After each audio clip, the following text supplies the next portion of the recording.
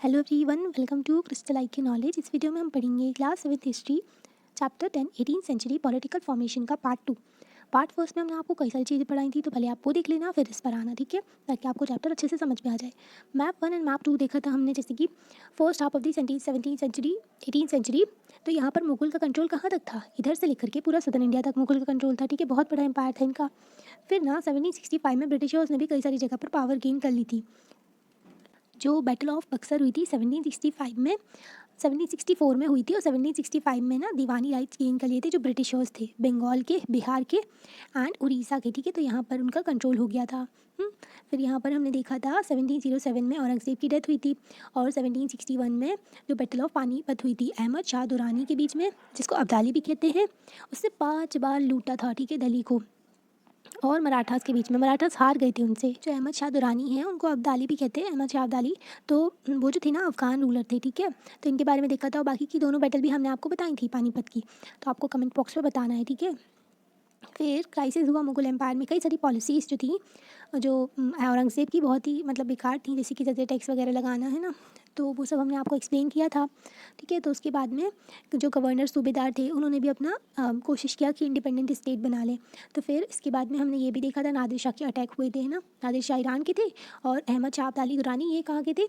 ये थे अफ़गानिस्तान के, ठीक है, अफ़गान रूलर थे। तो इन्होंने भी अटैक किया था इंडिया जो सब कॉन्टिनेंट पे, है ना। फिर इमरजेंस हुआ न्यू स्टेट का जो इमरजेंस हुआ, तो 3 टाइप के स्टेट निकल के आए थे।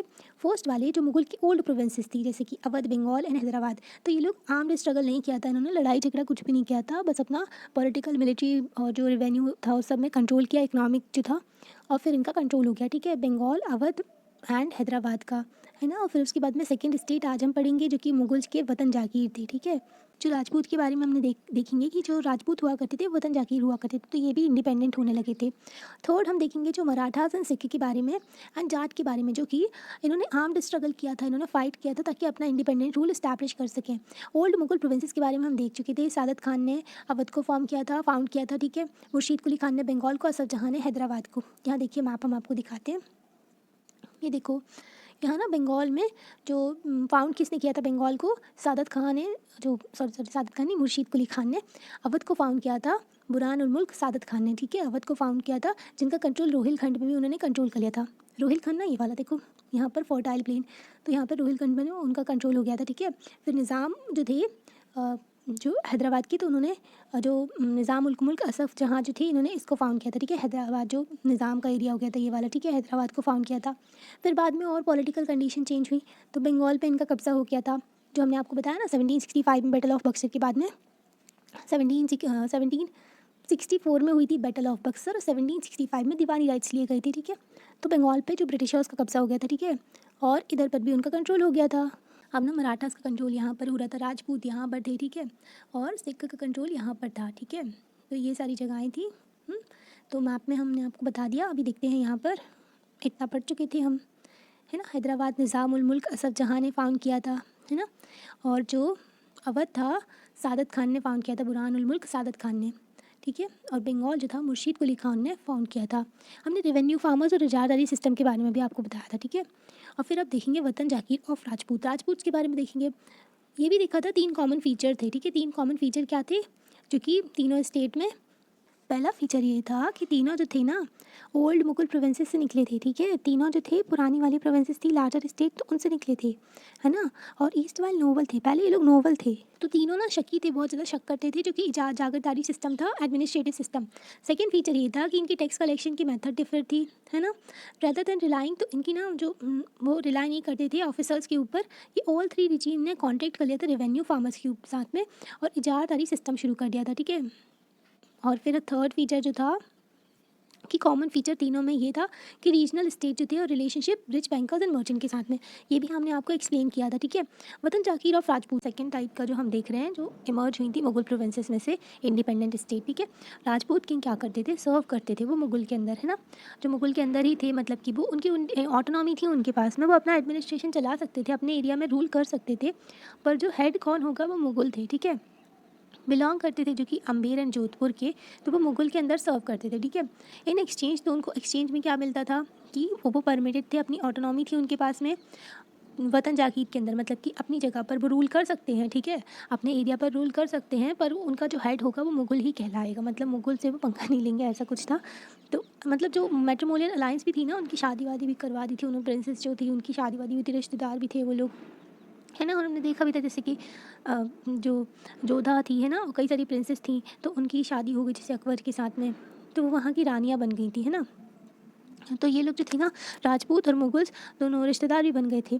Many Rajput rulers had accepted this suzerainty, तो कई सारे राजपूत रूलर ने ना एक्सेप्ट कर लिया था, जो मुगल की अथॉरिटी को उन्होंने एक्सेप्ट कर लिया था कि मुगल्स जो हैं वो उनके हेड है, ठीक है, मतलब कि जो पूरा जो सब कॉन्टिनेंट है ना, जो मुगल का एम्पायर है, उसके अंदर वतन जागीर है और वतन जागीर के अंदर राजपूत है, ठीक है। तो ऐसा हो गया था, तो उन्होंने एक्सेप्ट कर लिया था मेवाड़, बट मेवाड़ एक ओनली स्टेट था राजपूत जो कि मुगल की अथॉरिटी को नहीं माना था, क्योंकि जो राणा प्रताप थे वहाँ के, तो वो थे मेवाड़ की थ्रोन पे, ठीक है, मेवाड़ की गद्दी पे बैठे हुए थे राणा प्रताप, उन्होंने नहीं मानी थी मुगल की अथॉरिटी, ठीक है, वो अपना सेपरेट इंडिपेंडेंट रूल चाहते थे। Udaipur and large part of the Mewar उनके कंट्रोल में था, उदयपुर और बहुत सारा पार्ट मेवाड़ के राणा प्रताप के अंदर था, ठीक है। Series of invoice were sent, तो कई सारे जो इन्वॉइस भेजे गए थे राणा प्रताप के पास में, ताकि उनको मना सकें कि वो ना एक्सेप्ट कर ले मुगल की जो उनकी सुजरनिटी थी, पर उन्होंने एक्सेप्ट नहीं किया, अब वो मतलब फिर फाइट ही करते रहे, ठीक है। तो ऐसा हुआ था, हाँ। तो ज़रूरी नहीं था हर कोई मुगल की अथॉरिटी को मान ले, तो राणा प्रताप ने नहीं मानी थी। अब यहाँ पर देखो इन 18th सेंचुरी में क्या हुआ था कि कई जो रूलर्स थे ना, उन्होंने अटैम्प्ट किया कि वो अपना कंट्रोल को और ज़्यादा बढ़ा सके एडजेसेंट एरियाज़ में, मतलब जो आसपास के एरियाज़ हैं उनमें भी उनका कंट्रोल हो जाए। अजीत सिंह जो रूलर थे जोधपुर के, उन्होंने इन्वॉल्व हो गए थे, कई सारे जो मुगल कोर्ट थे ना उसमें इन्वॉल्व हो गए थे अजीत सिंह तो इन्वॉल्व थे उनकी लोग जो पॉलिटिक्स थी मुगल्स की उनमें, ठीक है। और बाकी रूलर्स भी चाहते थे कि उनका एरिया जो है और ज़्यादा बढ़ जाए, तो वो भी कंट्रोल करना चाहते थे और ज़्यादा बड़े एरिया के जो राजा बनना चाहते थे। दीज इन्फ्लुएंशियल जो राजपूत फैमिलीज थी वो क्लेम करती थी सूबेदारी rich provinces of Gujarat and Malwa की जो रिच प्रोविंसेस थी उसकी सूबेदारी को वो क्लेम करती थी, ठीक है। सूबेदार इंपॉर्टेंट पर्सन होता था ना, जो गवर्नर समझ लो आप उसको। जो राजा रजीत सिंह थे जोधपुर के, गवर्नरशिप ऑफ गुजरात एंड सवई राजा सिंह जो थे उनकी अम्बेर की थी। राजा अजीत सिंह कहाँ के थे, गवर्नरशिप थी उनके पास में, जो ये तो जोधपुर के थे पर इनके पास में गवर्नरशिप थी गुजरात की।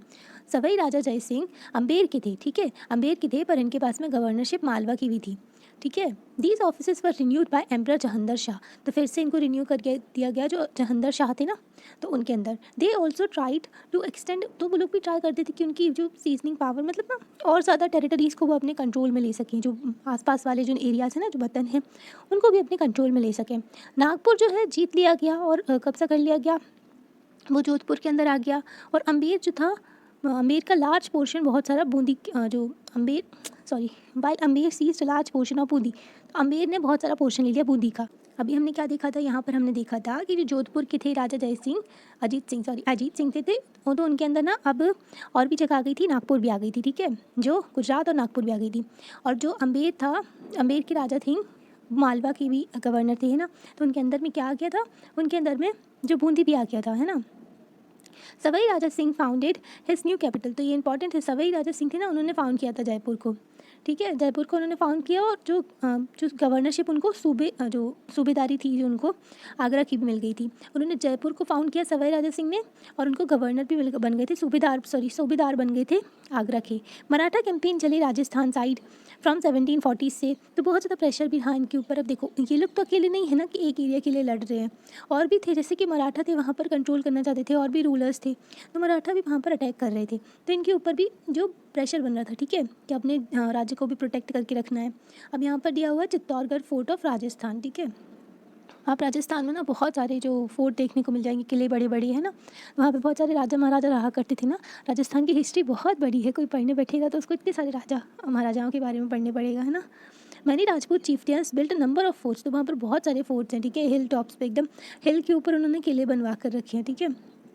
किलों का फ़ायदा भी होता था, जैसे कि इतने बड़े बड़े उन्होंने किले बनाए हैं, तो यहाँ से कोई उनके ऊपर अटैक करने आएगा तो उनको बेनिफिट हो जाता था, यहाँ से वो देख लेंगे और यहाँ से ही वो अटैक कर देंगे, ठीक है। तो वो लोग दीवार भी नहीं चढ़ पाते थे इतनी बड़ी बड़ी किलों की, है ना। तो जो फोर्ट होते थे ना उसकी बहुत बड़ी बड़ी दीवारें होती थी, ऊंची ऊंची, है ना। तो पद्मावत में आप देखा होगा जैसे इतनी बड़ी बड़ी दीवारें थी उसमें। यहाँ पर मैंने राजपूत चीफ्टियंस ने बहुत सारे जो किले बनवाए थे, ठीक है, और बिकेम सेंटर ऑफ पावर्स, तो उनकी पावर भी बहुत थी वैसे तो। विद एक्सटेंसिव फोर्टिफिकेशन, तो अच्छा खासा फोर्टिफिकेशन था हाँ, जो किलाबंदी थी वहाँ पर। दीज मजेस्टिक स्ट्रक्चर तो हाउस अर्बन सेंटर्स, तो अर्बन सेंटर्स भी थे यहाँ पर, पैलेसेस थे, temples, trading centre, water harvesting structure, other building भी हुआ करती थी। चित्तौड़गढ़ फोर्ट जो है उनमें कई मैटर वाटर बॉडीज़ भी बहुत सारी हैं, जैसे कि तालाब है, ठीक है, पॉन्ड है, कुंडीज, Wales and baolis, step bells, तो इतनी सारी चीज़ें थी जो चित्तौड़गढ़ फोर्ट है उसमें। तो एक किला बहुत बड़ा हुआ करता था, उसमें बहुत सारी चीज़ें हुआ करती थी हाँ। अभी राजा जय सिंह थे जयपुर के, तो उनके बारे में बताया गया है यहाँ पर, पर्शियन अकाउंट है, ठीक है। राजा जय सिंह ना हाइट ऑफ हिस पावर, उनके पास में बहुत पावर पहुँच गई थी, पावर आ गई थी मतलब।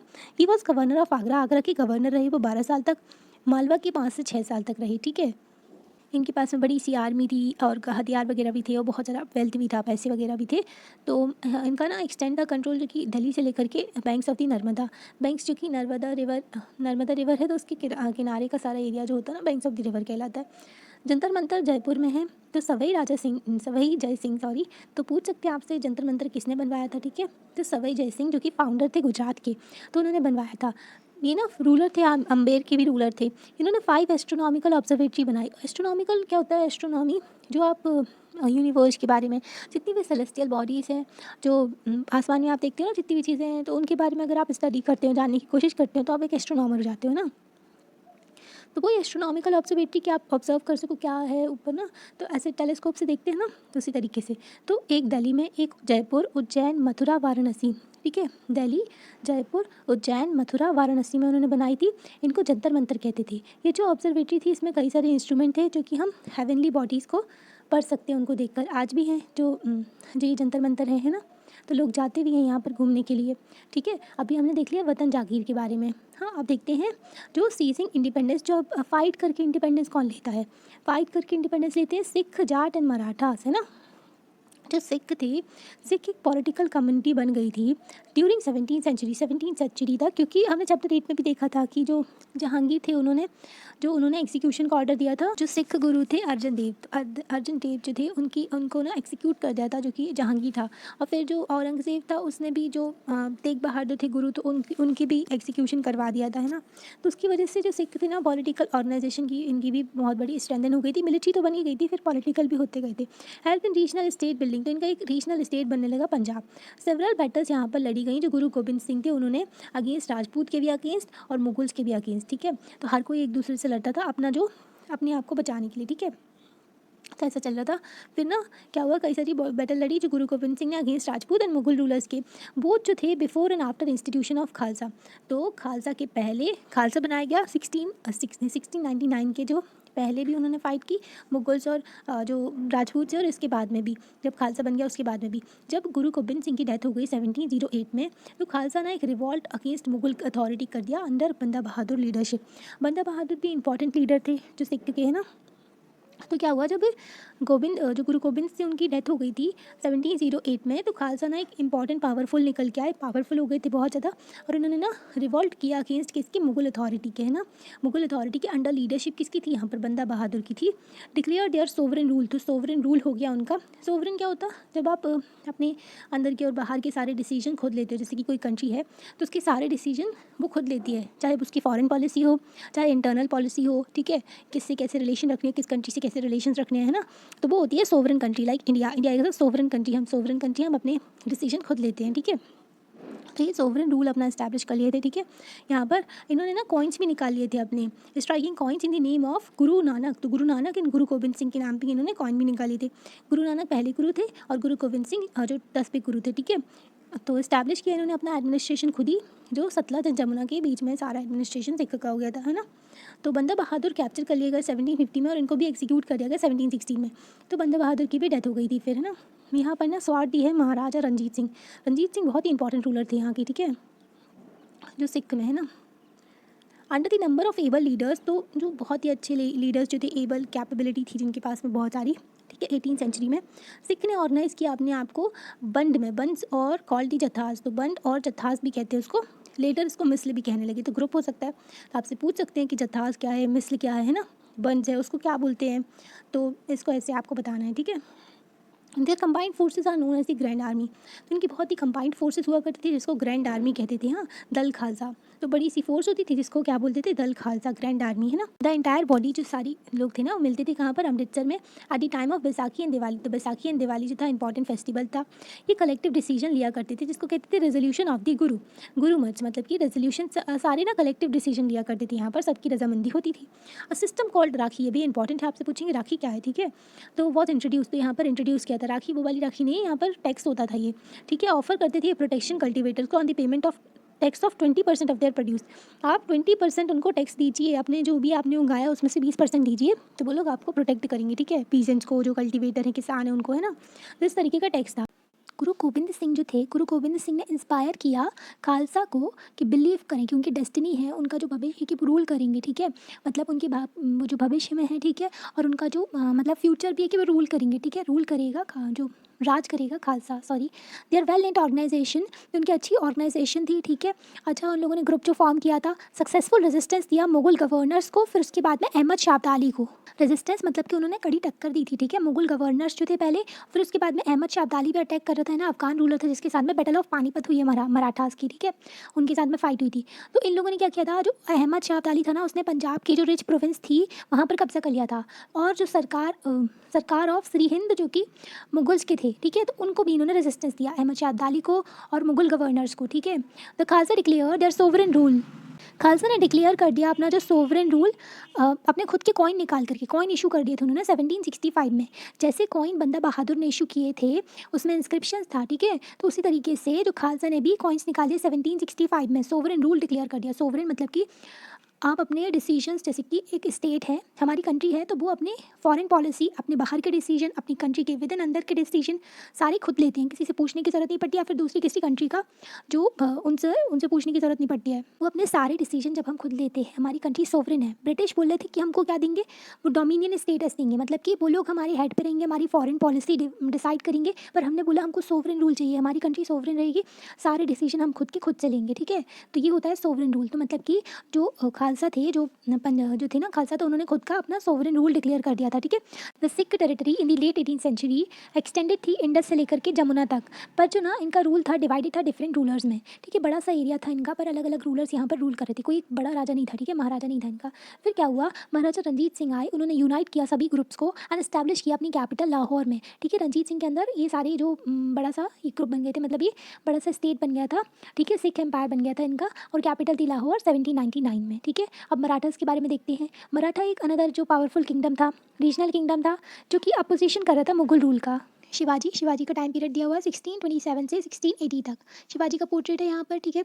Towards the end of the 17th century के एंड में क्या हुआ था, पावरफुल स्टेट निकल के आया एक डेक्कन में, डेक्कन वाला रीजन है, वहाँ पर जो लीडरशिप थी शिवाजी की, जो finally led establishment of Maratha state. फिर इस्टेब्लिशमेंट हो गया मराठा स्टेट का। शिवाजी वॉन्ड हुए थे, शाहजी उनके पिता थे और जियाबाई उनकी माता थी, ठीक है। तो शिवनेरी जो फोर्ट है, वहाँ पर एक किला है 1630 में, वहाँ पर उनका जन्म हुआ था। Under his guidance, under the guidance of his mother, तो उनकी मदर ने उनको गाइडेंस दी बहुत सारी, ठीक है।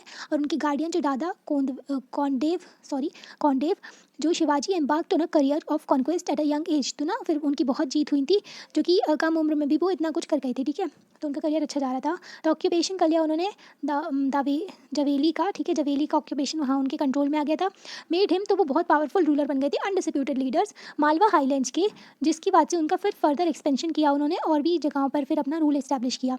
हिज एक्सप्लॉइट्स जो अगेंस्ट फोर्सेस ऑफ बीजापुर, तो फोर्सेस ऑफ बीजापुर के अगेंस्ट एंड मुगल्स के अगेंस्ट उन्होंने फिर जो फाइट की, ठीक है, तो वो एक लेजेंडरी फिगर बन गए थे, ठीक है, बहुत जाने जाते हैं Shivaji. He often resorted to guerrilla warfare, ये गुरिल्ला वॉरफेयर करते थे against his opponent. Guerrilla warfare होती है जब भी मारो और छुप जाओ, ठीक है, जो जंगल में होती है गुरिल्ला वॉरफेयर, पकड़ नहीं पाते हैं इनमें। गुरिल्ला वॉरफेयर में ना मारते हैं, छुप जाते हैं, तो बहुत डिफिकल्ट हो जाता है, जो अपोनेंट होता है उसको ढूंढ के, मतलब ना वो सामने से वार नहीं करते इसमें।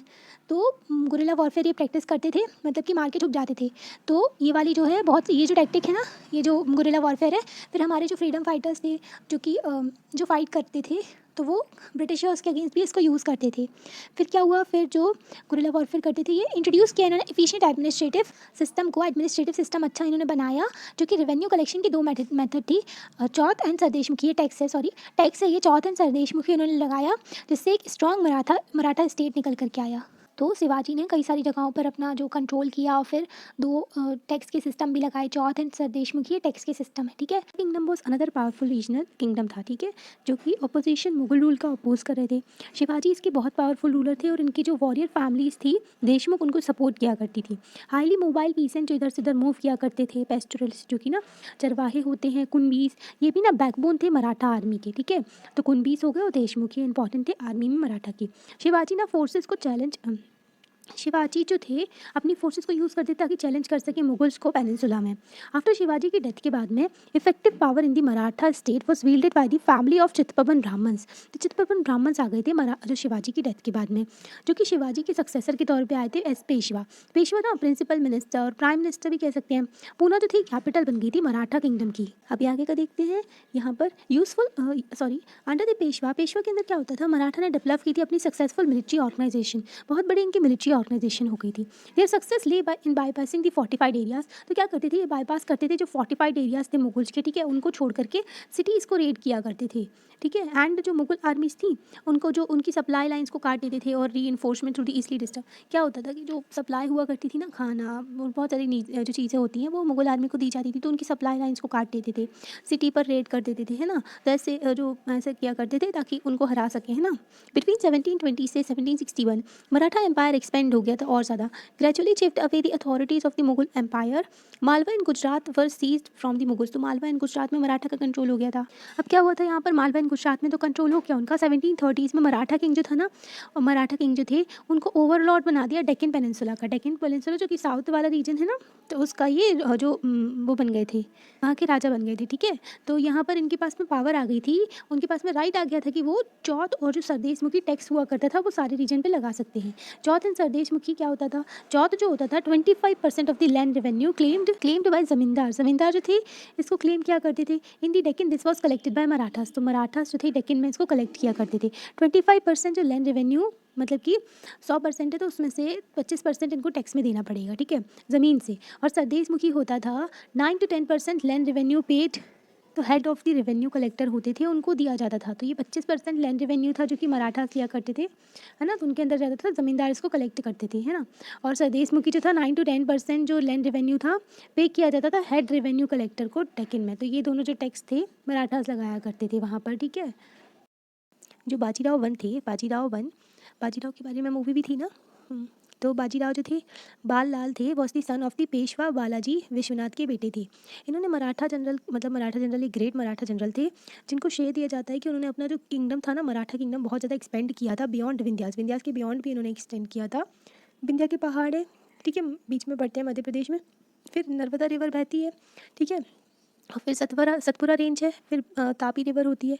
तो विंध्या के बियॉन्ड भी इन्होंने अपना एम्पायर जो सदन तक पहुंचाया था, है ना, और आसपास भी। तो वही बोला गया यहाँ पर मालवा, बुंदेलखंड, गुजरात यहाँ पर भी उन्होंने अपने मिलिट्री कैंपेन्स छोड़े थे। और पोर्टुगीज़ के अगेंस्ट भी, पोर्टुगीज़ जो थे ना गोवा में कंट्रोल कर लिए थे। पोर्टुगीज़ का गोवा में कंट्रोल 1961 तक रहा है। बहुत सारे वहाँ पर ना आर्ट एंड आर्किटेक्चर आपको वैसे मिलते हैं कि जो वहाँ पर दिखता है कि वहाँ पर ना जैसे जो यूरोप के जो पोर्टुगीज़ है ना, तो वो लोग वहाँ पर रूल किए थे, वहाँ पर उन्होंने गोवा को कॉलोनी बना लिया था। तो 1961 तक वहाँ पर रहे थे। यहाँ पर देखते हैं अब हम, आफ्टर रेडिंग दिल्ली पर रेड करने के बाद 1737 में जो फ्रंटियर्स थे मराठा के, डोमिनेशन एक्सपेंड हो गया था रैपिडली और ज़्यादा बढ़ गए थे, ठीक है।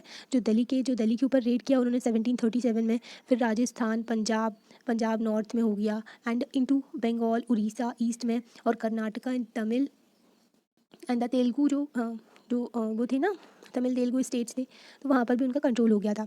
These were not formally included in the Maratha empire. तो ये फॉर्मली तो इंक्लूड नहीं थी कि हाँ ठीक है मराठा एम्पायर के अंदर ये सारी चीज़ें आती हैं, ऐसा नहीं था। But made to pay tribute to the way of accepting the, Maratha की सोवरेनिटी को एक्सेप्ट कर रहे थे, मतलब कि मराठा उनके रूलर हैं ऐसा मान लिया, उनसे फाइट नहीं करेंगे, ठीक है। मतलब कि जैसे ना बोला करते थे कि मराठा को आप अपना हेड मान लो, ठीक है, तो वो उनके हेड हो गए, पर फॉर्मली वो अपना राज्य चला सकते हैं। जो लोकल रीजन में जो रूलर्स हैं वो अपना राज्य चला सकते हैं अपने हिसाब से, पर बस नाम के लिए बोल दो कि जो हेड है वो मराठा ही रहेंगे, ठीक है। उनकी सोवरेनिटी को एक्सेप्ट कर लेता है, मराठा के अगेंस्ट नहीं जाएंगे ये लोग, ठीक है। तो इस तरीके से उनका जो डोमिनेंस हो गया था ये रीजन में। यहाँ पर मैप देखते हैं कि देखो मैप में दिया हुआ है यहाँ पर, तो मराठा की इधर इधर कैंपेन थी ना पूरे में, इन्होंने मालवा, ये हो गया मालवा वाला एरिया है ना, मालवा, ये गुजरात, ये ठीक है, और यहाँ पर ये मराठा है, तो मराठा के इधर इधर कैंपेन जा रहे थे, है ना। तो उनकी सोवनिटी को एक्सेप्ट कर लिया था, सोवनिटी को लोगों ने एक्सेप्ट कर लिया था। एक्सपेंशन ब्रॉट एनॉर्मस रिसोर्सेज, तो जब इनका एक्सपेंशन बढ़ गया था ना तो बहुत सारा इनके पास में रिसोर्सेज भी आ गया था, पर प्राइस भी लगा था इसके लिए, है ना। जैसे कि कुछ इनको लॉस भी हुआ था, ऐसा नहीं हुआ था कि पूरा फ़ायदा ही फ़ायदा हो रहा था। This military campaign also made other rulers hostile towards Maratha. अब देखो ये मिलिट्री कैंपेन्स कर रहे थे तो अदर रूलर्स जो थे ना थोड़े अनफ्रेंडली होने लगे थे मराठा से, क्योंकि ना ये लोग दूसरों के राज्यों पर अटैक करोगे तो रूलर क्यों अच्छा मानेगा, ठीक है। तो वो भी गुस्सा हो रहे थे मराठा से। As a result they were not inclined, तो इनको ना इसकी वजह से जो मराठास को सपोर्ट नहीं मिला था बैटल ऑफ पानीपत में, जो थर्ड बैटल ऑफ पानीपत हुई थी ना, तो उसमें मराठास को सपोर्ट नहीं मिला था बाकी सारे रूलर्स का, और फिर मराठास ना इसमें हार गए थे, डिफीट हो गया था उनका। तो यहाँ पर उनको सपोर्ट नहीं मिला था क्योंकि सारे रूलर्स इनसे गुस्सा हो गए थे, है ना। Alongside endless military campaign, तो साथ में जब बिल्कुल एंडलेस है ना, कंटिन्यू चल रहे हैं इनके मिलिट्री कैंपेन, तो मिलिट्री कैंपेन चली रही थी, मराठा ने डेवलप किया था इफेक्टिव एडमिनिस्ट्रेशन सिस्टम। तो इफेक्टिव एडमिनिस्ट्रेटिव सिस्टम भी था इनका अच्छे से, मतलब कि एडमिनिस्ट्रेशन भी कर रहे थे जिस एरिया में उनका कंट्रोल था, है ना। Once conquest has been completed, जैसे ही जब जीत लेते थे उस राज्य को, मराठा का जो रूल था सिक्योर जाता था।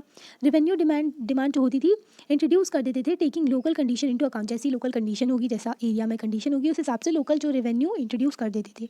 एग्रीकल्चर को इंकरेज किया जाता था एंड ट्रेड को रिवाइव कर दिया गया था। तो पहले तो प्राइमरी एक्टिविटीज़ ना, मतलब कि जो एग्रीकल्चर जो है ना मेन एक्टिविटी हुआ करता था एग्रीकल्चर उस टाइम पर, और फिर ट्रेड भी हुआ करता था। जब इससे क्या हुआ कि मराठा के जो चीफ थे, जैसे कि सरदार कह रहे हैं, सिंधिया ऑफ ग्वालियर, गायकवाड़ ऑफ बड़ौदा, है ना, भोंसले ऑफ नागपुर, तो इनकी Nagpur the resources to raise powerful army, तो इनके पास में रिसोर्सेज मिल गया था। अब अच्छा एग्रीकल्चर होगा तो अच्छा टैक्स भी मिलेगा, है ना, ट्रेड होगा तो टैक्स होगा, है ना। तो इसकी वजह से इनके पास में रिसोर्सेज भी आ गई थी कि अपनी पावरफुल आर्मीज बना सके। Maratha campaign into Malwa in the 1720s did not challenge the growth and prosperity of the cities of the region. Maratha campaign जो चल रहे थे मालवा में 1720s में, उसकी वजह से चैलेंज नहीं हुआ था जो ग्रोथ और प्रॉस्पेरिटी थी सिटीज़ इन द रीजन। तो सिटीज़ जो थी ना वो अपना ग्रोथ कर रही थी, प्रॉस्परस हो रही थी, ऐसा कुछ भी नहीं हो रहा था कि सिटीज़ पे बहुत ज़्यादा इंपैक्ट पहुंच रहा हो। उज्जैन ने expanded under Scindias patronage, Indore under Holkars. Ujjain जो था ना एक्सपेंड हो गया था और ज़्यादा, जो सिंधिया के अंदर एंड होलकर के अंदर। तो इसमें देखें तो सिटीज़ जो थी वर लार्ज एंड प्रॉस्परस हो रही थी एंड फंक्शन कर रही थी as important commercial and cultural centre. Commercial और कमर्शियल जो कि ना ट्रेड वगैरह हो रहा है ना, तो वो सब, and cultural centre, culturally importance होती है, जैसे कि टेम्पल वगैरह भी हैं, तो बहुत सारे पिलग्रिम्स भी आते हैं ना, जो तीर्थ यात्री होते हैं वो भी आते हैं, तो कल्चरल सेंटर भी इंपॉर्टेंस हो जाता है कि आर्ट एंड कल्चर जो होता है ना, जो तो उससे भी इंपॉर्टेंस हो जाती है एक पर्टिकुलर एरिया की। जो न्यू ट्रेड रूट्स भी निकले थे, ट्रेड रूट ना जो रास्ता हुआ करता था, ट्रेडर्स वहाँ से निकला करते थे, तो वो इमर्ज हुए थे, मराठास के कंट्रोल में नए ट्रेड रूट निकले थे, ठीक है। सिल्क प्रोड्यूस किया जाता था जो चंदेरी रीजन में, ये इंपॉर्टेंट है, सिल्क जो है चंदेरी रीजन में प्रोड्यूस किया जाता था। तो अब ना ये फाउंड होने लगा था पूना में भी, तो पूना में भी मिलने लगा था।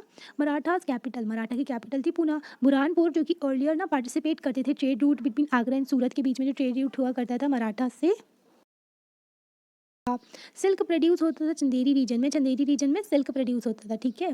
तो अब ना ये कहाँ मिलने लगा था, पुणे की दुकानों में भी मिलने लगा था, जो कि मराठा की कैपिटल थी, पूना मराठा की कैपिटल थी। और यहाँ पर ना now found in new outlet, तो आउटलेट मतलब दुकानें होता है, तो वहाँ पर पुणे की दुकानों में भी मिलने लगा था। बुरहानपुर जो था पहले क्या होता था, ये ट्रेड जो पार्टिसिपेट किया करता था ट्रेड बिटवीन आगरा एंड सूरत में, अब ये एक्सपेंड हो गया था और ज़्यादा, जो हिंटरलैंड को भी इंक्लूड कर लिया था, पुणे एंड नागपुर के थोड़े जो अलग से एरिया होते ना गाँव वाले, मतलब कि सिटीज़ से थोड़ा दूर बसे होते हैं, तो वो वाले एरियाज़ को भी इन्होंने इंक्लूड कर लिया था, पूना एंड नागपुर के in the south, and Lucknow Allahabad in the east, तो इसको भी इंक्लूड कर लिया था। तो बहुत ज़्यादा ट्रेड हो रहा था, कमर्शियल, तो अच्छा प्रॉस्परस हो रहा था रीजन। अब जाट के बारे में देखते हैं। Like other state, Jats consolidated their power during the late 17 and 18 centuries. तो अदर स्टेट की तरह ही जाट्स ने भी अपनी पावर को और ज़्यादा बढ़ाया था, कंसोलिडेट करके रखा उन्होंने, है ना, 17 एंड 18 सेंचुरी में, late 1780 century. Under their leader Churaman, तो इनके लीडर थे चुरामन, इन्होंने एक्वायर्ड कर लिया था, कंट्रोल हो गया था इनका जो टेरिटरीज थी west of the city of Delhi, मतलब कि दिल्ली है, ठीक है, ये दिल्ली है, तो ये ईस्ट हो जाता है और ये वेस्ट हो जाता है, ठीक है। तो वेस्ट जो सिटी थी वहाँ पर दिल्ली की, तो वहाँ पर इनका कंट्रोल हो गया था।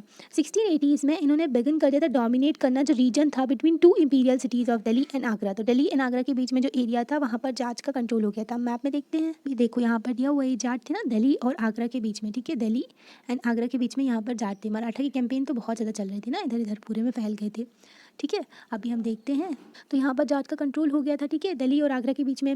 For a while they became the virtual custodian बन गए थे ये आगरा के, ठीक है, कस्टोडियन की तरह। जाट जो थे अच्छा खासा प्रॉस्परस एग्रीकल्चरलिस्ट थे, ठीक है, एग्रीकल्चर अच्छा सा चल रहा था उनका। और जो टाउन्स था पानीपत एंड बल्लभगढ़ जो थे वो भी इंपॉर्टेंट ट्रेडिंग सेंटर थे, तो ट्रेड भी अच्छा था, एग्रीकल्चर भी अच्छा हो रहा था इनके यहाँ। इन दी एरियाज जो भी इनके एरियाज कंट्रोल में थे इनके, ठीक है। अंडर सूरजमल जो इंपॉर्टेंट लीडर थे, जो जाट्स में जो इंपॉर्टेंट रूलर थे, है ना। तो किंगडम जो भरतपुर था अच्छा पावरफुल स्ट्रॉन्ग स्टेट निकल करके आया था, जो किंगडम ऑफ भरतपुर था। भरतपुर आप राजस्थान को कह सकते हो, राजस्थान जो भरतपुर वाले एरिया में जब नादिर शाह ने अटैक किया था दिल्ली पे, तो ना दिल्ली में जो बहुत ज़्यादा अटैक किया था, उसने लूट मार मचा दी थी नादिर शाह ने। तो सिटी के जो नोटेबल्स थे, बहुत सारे जो लोग थे ना सिटीज़ के, तो वो रिफ्यूज बन गए थे, शरणार्थी बन गए थे।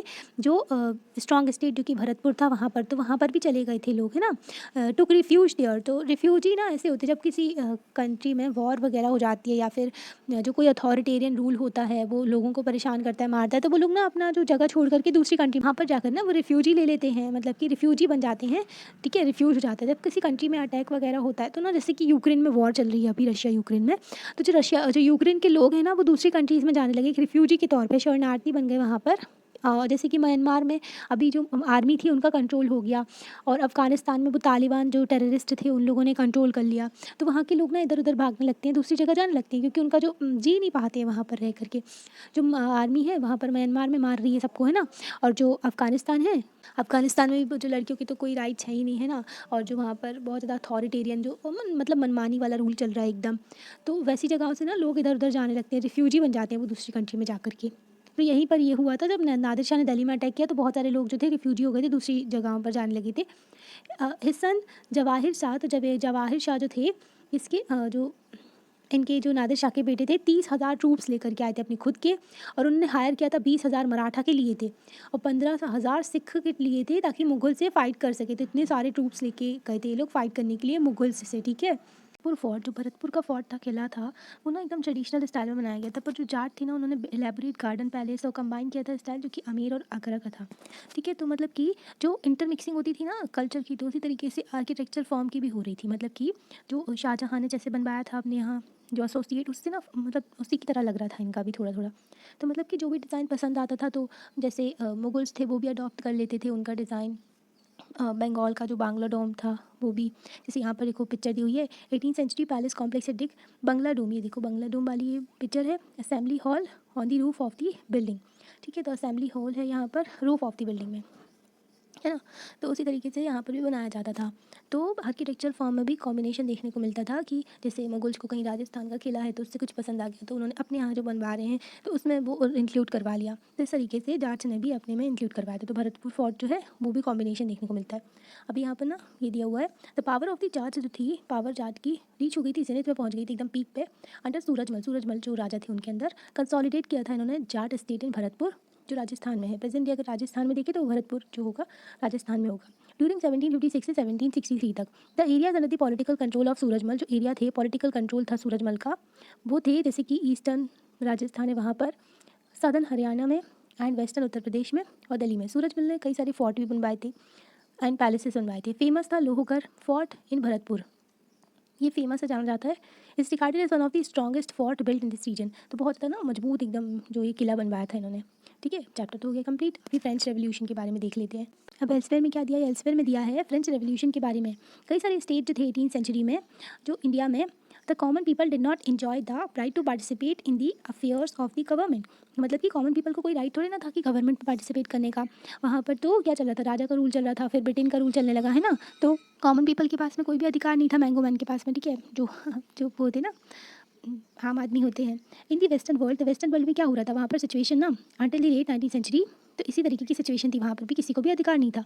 अमेरिकन रेवोल्यूशन हुआ 1776 से 1781 में, और फ्रेंच रेवोल्यूशन हुआ 1789 से 1794 में, ठीक है। तो इससे चैलेंज करते थे जो सोशल एंड पॉलिटिकल प्रिविलेजेस जो एरिस्टोक्रेट एंजॉय करते थे, एरिस्टोक्रेट जो कि अमीर लोग थे, ठीक है, पावरफुल लोग जो थे वो, और जो सोशल एंड पॉलिटिकल प्रिविलेजेस मतलब कि फ़ायदे एंजॉय करते थे। कैसे एंजॉय करते थे, वहाँ पर ना 3 क्लासेस हुआ करती थी। एक तो क्लर्गी जो कि चर्च के वो हो गए ना, तो वो, और एक नोबेलिटी हुआ करती थी जो अमीर लोग एरिस्टोक्रेट्स हो गए वो, और थर्ड क्लास होती थी। थर्ड क्लास जो होती थी ना उसको बहुत ज़्यादा एक्सप्लॉयटेशन झेलना पड़ता था, इन्हीं को टैक्स पे करना पड़ता था, इन्हीं को सारा काम करना पड़ता था इन दोनों के लिए, ठीक है। तो इन दोनों टैक्स लेते थे और मजे उड़ाते थे, ठीक है, एंजॉय करते थे अपनी लाइफ को। तो इस तरीके का सिस्टम था फ्रांस में भी और अदर स्टेट्स में भी जो यूरोप के थे। During French revolution middle classes and peasant थे, आर्टिसंस थे, तो उन्होंने फाइट किया अपने स्पेशल राइट्स के लिए, जो स्पेशल राइट जो कि इन्जॉय करते थे क्लर्गी एंड नोबिलिटी। जो क्लर्गी एंड नोबिलिटी जो थे ना, इन्जॉय करते थे स्पेशल राइट, है ना। तो ये ना 9th क्लास में भी है, तो हम पढ़ेंगे इसके बारे में। तो ना मिडिल क्लासेस जो थे, पीसेंट थे, इन्होंने ना स्ट्रगल किया, जो रेवोल्यूशन लेकर के आए कि इनको भी अपने पॉलिटिकल राइट चाहिए, ठीक है। और सोशल जो राइट मतलब कि जो पॉलिटिकल प्रिविलेजेस थी ना, यही लोग बस जो पार्टिसिपेट करते थे, जो क्लर्गी एंड नोबिलिटी थे, इनके पास में एक एक वोट दे दिया और बाकी सारे जो इतने सारे लोग थे उनको सिर्फ एक वोट दिया। तो मतलब ये दोनों ना क्लर्गी एंड नोबिलिटी साथ में आ जाते थे और बाकी सारे लोगों का एक्सप्लॉयटेशन होता था। They believe that no group in the society should have the privileges based on the birth. तो जिन लोगों ने रेवोल्यूशन किया था ना, वो कहते थे कि किसी भी ग्रुप को बर्थ के बेसिस पे प्रिविलेजेस नहीं होने चाहिए, मतलब कि राजा का बेटा राजा नहीं बनना चाहिए, है ना। रेदर पीपल की जो पोजीशन होती है ना, वो डिपेंड होनी चाहिए मेरिट पे उनकी पोजीशन डिपेंड होनी चाहिए, मतलब कि जो अपनी पोजीशन खुद बनाएंगे, जितने ज़्यादा कैपेबल होंगे तो उस हिसाब से, मतलब कि जो कैपेबल होगा, जिनके पास में कैपेबिलिटी या टैलेंट है, वही राजा बनेगा, रेदर देन कि राजा का बेटा राजा बन जाएगा, ठीक है। तो इस तरीके का फिलोसफर्स जो थे फ्रेंच रेवोल्यूशन के, उन्होंने सजेस्ट किया कि सभी के लिए इक्वल लॉज होने चाहिए, इक्वल लॉज तो सबके ऊपर एप्लीकेबल हो, है ना, समान जो लॉ हो सभी के ऊपर एप्लीकेबल हो और सभी को एक समान अपॉर्चुनिटीज़ भी मिले, ठीक है। एजुकेशन की, हेल्थ की, सारी अपॉर्चुनिटीज़ उनको मिले ताकि वो अपना डेवलपमेंट कर सकें। ये ऑल्सो हाईलाइट अथॉरिटी जो गवर्नमेंट की होनी चाहिए, कहाँ से आनी चाहिए, पीपल के पास से आनी चाहिए, ठीक है। पीपल के पास में पावर होनी चाहिए कि वो अपने जो रूलर को चुन सकें और उनको हटा भी सकें अगर वो ढंग से काम नहीं करते हैं, जैसे कि डेमोक्रेसी में होता है। Who possesses right to participate in affair, तो उनके पास में राइट हो कि पार्टिसिपेट कर सके वो अफेयर्स में जो गवर्नमेंट के हैं, ठीक है। मूवमेंट जैसे कि फ्रेंच रेवोल्यूशन, अमेरिकन रेवोल्यूशन, तो इससे क्या हुआ, जो सब्जेक्ट जो ट्रांसफर हो गए थे, ट्रांसफॉर्म हो गए थे सब्जेक्ट से सिटीजन बन गए थे लोग, है ना। सब्जेक्ट पहले क्या होते थे, जो प्रजा हुआ करती थी, अब क्या हो गए थे, सिटीजन हो गए थे, वो नागरिक हो गए थे। जब सिटीजन बन जाते हैं ना, हमारे पास में कई सारे अधिकार आ जाते हैं ना। आप अगर भारत के नागरिक हैं तो आपके पास में कई सारे अधिकार होते हैं, ठीक है। आपको यहाँ रहने का, यहाँ पर काम करने का, आपको सारी एम्प्लॉयमेंट का, ठीक है, जितना भी है आपको सारी चीज़ों का अधिकार होता है, ठीक है। अगर कोई बाहर का रहता है ना यहाँ पर, जैसे कि कोई रिफ्यूजी है, तो उनको ये सारे अधिकार नहीं होते हैं, ठीक है। सारी डॉक्यूमेंट्स लगते हैं कि आप सिटीजन ऑफ इंडिया है, आपका कोई फंडामेंटल राइट वॉलेट नहीं कर सकता है, ठीक है। आप कोर्ट में जा सकते हैं डायरेक्टली, फंडामेंटल राइट मौलिक अधिकार हैं जो कि हमारे कॉन्स्टिट्यूशन ने हमको दिए हैं, ठीक है। तो ये सारे ना राइट्स हमारे पास होते हैं, जैसे कि राइट टू फ्रीडम होता है, हमको बोलने की आज़ादी, रहने की आज़ादी, घूमने की आज़ादी, ठीक है। तो ये सारी आज़ादी हुआ करती है। और ना और भी चीज़ें होती हैं, जैसे कि equality before law and equal protection of law होता है हमारे पास, सभी लोग समान हैं लॉ के, जो जो लॉ है उसके सामने, जो कोर्ट है ना, तो मतलब कि उनके सामने भी, तो लॉ सबके लिए इक्वली एप्लीकेबल होगा, है ना। कल्चरल एंड एजुकेशन राइट होते हैं हमारे पास, जो माइनॉरिटीज़ को दिए जाते हैं, है ना। और भी राइट, जैसे कि एजुकेशन का राइट होता है, 6 से 14 साल के बच्चे जो हैं उनको एजुकेशन का राइट है, ठीक है। अगर उनका एजुकेशन का राइट वॉयलेट होता है तो वो डायरेक्टली सुप्रीम कोर्ट में जा सकते हैं। तो कई सारे राइट्स दिए गए हैं इंडिया में भी, है ना। तो सिटीज़न होना मतलब हमारे पास बहुत सारे राइट्स होते हैं। जो आइडिया है सिटीजनशिप का, नेशन स्टेट का, डेमोक्रेटिक राइट्स का, हमारे इंडिया में आया लेट 19th सेंचुरीज़ में ना। फिर एकदम ना रूट में आ गया था इंडिया के जो लोग थे उनको समझ में आने लगा था ब्रिटिश का एक्सप्लॉयटेशन, और जो वेस्टर्न वर्ल्ड में कितने सारे राइट्स हैं, कितने सारे, मतलब कि जो उनके यहाँ रेवोल्यूशन हुए तो उससे इनके यहाँ राइट्स आए हैं, ठीक है, तभी उनको भी अधिकार मिले हैं, राइट्स आए, ठीक है। तो चैप्टर तो हो गया कंप्लीट। Thank you. आप बता सकते हैं लाइक करके आपको कैसा लगा, चैनल को सब्सक्राइब भी कर सकते हैं।